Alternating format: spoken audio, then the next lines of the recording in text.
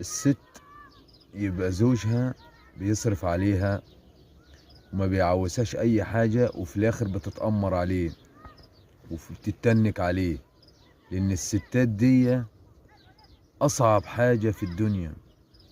الست تبقى شغال وتعبان وبتشجع عليها، وفي الاخر هي مش عاجبها، لان اصعب حاجة واوسخ حاجة الستات اللي ما بترضاش تتعامل مع زوجها بمعاملة الاسلام. المفروض كل زوجة تحترم زوجها وتخاف عليه وتراعيه، لان الراجل اللي في الزمن ده اللي بيقدر يصرف على بيته ومش معوزهم حاجة المفروض يتشال فوق الراس.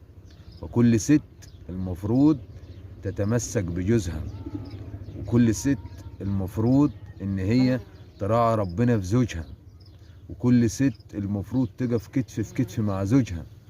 والسلام عليكم.